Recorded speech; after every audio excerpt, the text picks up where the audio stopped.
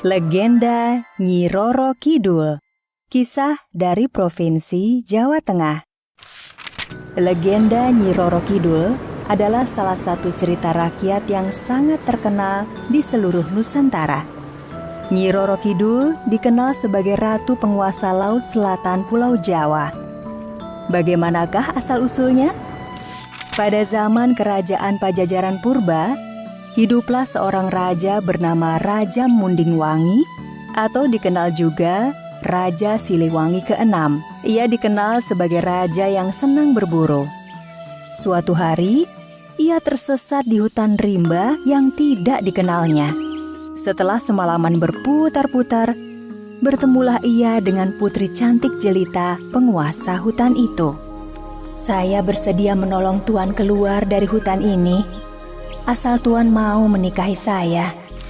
Mendengar syarat tersebut, raja pun bersedia menikahinya dan tinggal di dalam kerajaan itu. Setelah tinggal beberapa lama, Raja Mundingwangi merasa sudah waktunya kembali ke kerajaannya. Ia segera menagih janji pada istrinya.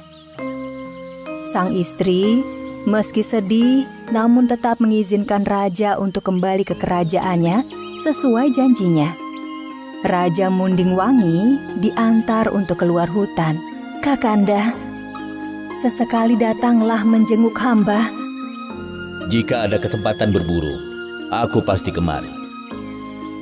Kepulangan sang raja disambut gembira oleh rakyat Pajajaran. Mereka mengira selama ini rajanya telah tewas dalam perburuan. Permaisuri dan seisi istana pun mengadakan pesta besar-besaran untuk menyambut kembalinya Raja Mundingwangi. Suatu malam, raja yang sedang tidur mendengar tangis bayi di luar. Didatanginya suara itu. Ternyata ada bayi tergeletak di pojok taman. Ketika raja hendak menggendongnya, tiba-tiba muncul wanita cantik yang sangat dikenalnya. Tidak salah lagi, dia adalah istrinya yang tinggal di hutan, Kakanda Mundingwangi. "Bayi ini anak kita. Dia kuserahkan padamu untuk dibesarkan di kalangan manusia. Sesungguhnya aku ini dari kalangan siluman." Setelah menyerahkan bayi itu, sang putri menghilang. Raja Mundingwangi pun tercengang kebingungan. Namun, segera ia melaksanakan amanah itu. Bayi itu dibesarkan di istana dan diberi nama Putri Kadita. Putri Kadita tumbuh menjadi gadis yang sangat cantik dan baik hati. Seiring bertambahnya usia, Raja Mundingwangi ingin menurunkan tahta kerajaan pada anak keturunannya. Akan tetapi ia bersedih karena belum mempunyai seorang putra penerus kerajaan. Meski Raja Siliwangi sudah memiliki seorang putri yang berparas sangat cantik, ia tetap bersedih karena tidak memiliki seorang putra. Demi mewujudkan keinginannya memiliki seorang putra, Raja Siliwangi akhirnya memutuskan untuk menikah lagi. Atas persetujuan putrinya, ia kemudian memperistri Dewi Mutiara. Setelah beberapa waktu, Dewi Mutiara akhirnya mengandung seorang putra. Namun, dengan alasan ngidam dari sang calon putra, Dewi Mutiara banyak memohon permintaan kepada raja. Ada saja permintaannya yang harus selalu dituruti. "Suamiku, aku ingin makan makanan istimewa kerajaan setiap hari. Ini permintaan bayi dalam perutku." "Baiklah istriku, akan kuperintahkan mereka untuk memasak masakan istimewa setiap hari." Semua permintaan Dewi Mutiara dituruti. Namun, semakin lama permintaan Dewi Mutiara semakin aneh. Pada suatu siang, Dewi Mutiara kembali mengajukan permintaan aneh yang menyulitkan sang raja. "Suamiku, selama hamil, aku sering merasa aneh pada Putri Kadita. Bolehkah aku meminta satu permintaan lagi?" "Katakan saja istriku." "Aku berharap Putri Kadita tidak berada di istana ini lagi, demi kelancaran kehamilan putraku." Raja sangat terkejut mendengar permintaan Dewi Mutiara. Bagaimana mungkin ia mengusir putri kesayangannya dari istana? Karena permintaannya yang sangat tidak masuk akal, Raja tidak mengabulkan permohonan Dewi Mutiara. Istriku, permintaanmu tidak mungkin aku kabulkan. Bagaimana mungkin aku mengusir putriku sendiri? Itu sangat tidak mungkin. Mendengar jawaban sang raja, Dewi Mutiara marah dan kecewa sekali. Ia diam-diam menyimpan dendam dalam hatinya. Ia mencari segala cara untuk bisa mewujudkan keinginannya. Suatu hari, diam-diam Dewi Mutiara memanggil seorang tukang sihir. Dengan suara sedikit berbisik karena takut diketahui raja, Dewi Mutiara bertemu dengan penyihir di taman belakang istana. Kalau kau bisa membuat Putri Kadita menjadi putri buruk rupa yang berbau busuk, akan kuberi hadiah besar. Sangat besar. Baik, Tuan Ratu. Pada malam harinya, saat Putri Kadita sedang terlelap tidur, berhembus angin ke dalam kamarnya. Angin itu berbau busuk, mirip bau bangkai. Bau tak sedap memenuhi ruang kamarnya. Putri Kadita yang sedang terlelap tidak merasakan aroma busuk dalam kamarnya. Di pagi harinya, saat Putri Kadita terbangun, ia menjerit histeris.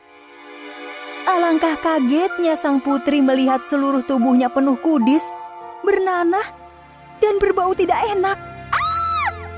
Apa yang terjadi padaku? Kenapa tiba-tiba tubuhku dipenuhi kudis seperti ini? Wajahku juga penuh kudis. Sang raja yang mendengar kabar itu menjadi sangat sedih hatinya. Ia mendatangkan banyak tabib untuk menyembuhkan penyakit putrinya yang kesakitan. Namun tak satu pun yang berhasil mengobatinya. Mohon ampun Tuan Raja, penyakit Putri Kadita bukanlah penyakit biasa. Hamba tidak berhasil mengobatinya. Aku mengerti. Ada sesuatu yang aneh pada penyakit putri. Raja mengerti bahwa penyakit putrinya sangat tidak wajar. Seseorang pasti telah mengutuk atau mengguna-gunainya dengan sihir hingga tak mudah untuk disembuhkannya. Masalah yang terjadi ini dimanfaatkan oleh Dewi Mutiara untuk mempengaruhi sang raja. Dewi Mutiara menuduh Putri Kadita akan membawa kesialan bagi seluruh negeri.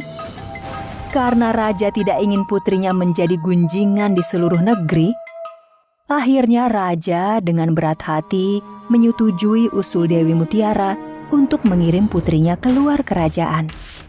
Putri Kadita pun berangkat seorang diri meninggalkan kerajaan. Walaupun perasaannya sangat sedih, tetapi dia tidak punya dendam pada orang yang membencinya. Ia yakin bahwa Tuhan akan membalas atas semua yang menimpanya. Ia tetap berjalan sambil menangis. Siang dan malam, Putri Kadita berjalan menyusuri hutan, hingga akhirnya ia tiba di Gunung Kombang. Di sana, ia bertapa, memohon pada Tuhan agar wajahnya dikembalikan seperti semula. Di Gunung Kombang, dia mendengar suara seorang wanita.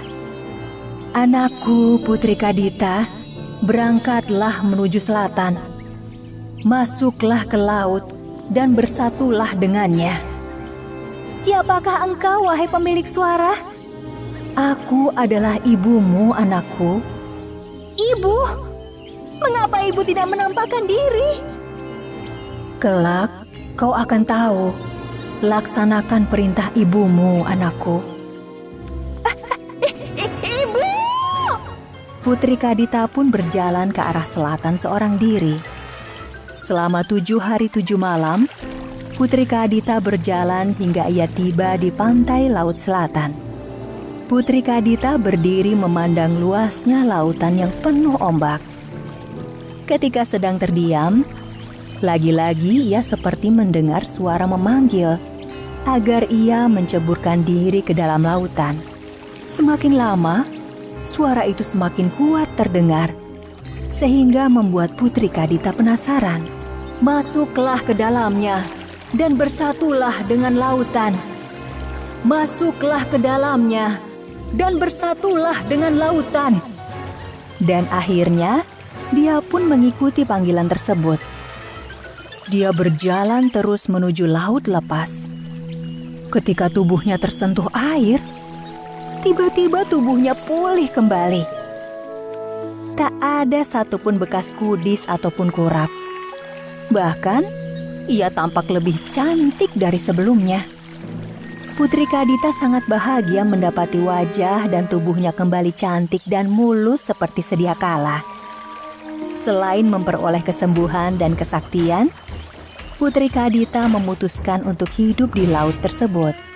Ia segera menguasai seluruh lautan dan isinya. Dia pun mendirikan kerajaan megah, kokoh, indah, dan berwibawa dengan ribuan pasukan yang senantiasa mendampinginya. Dia kini yang disebut Nyi Roro Kidul, Sang Ratu Laut Selatan Pulau Jawa. Hingga kini, masyarakat yang berkunjung ke pantai selatan dilarang mengenakan pakaian warna hijau. Siapa saja orang yang memakai pakaian berwarna hijau, pasti akan terseret ganasnya ombak pantai laut selatan. Warna hijau diyakini sebagai warna busana kebesaran sang ratu, sehingga hanya dia yang berhak memakainya di tempat itu. Konon, pantai Pelabuhan Ratu merupakan tempat persinggahan Nyi Roro Kidul yang tak jarang menampakkan diri dengan mengendarai kereta kencana dan mengenakan baju hijau.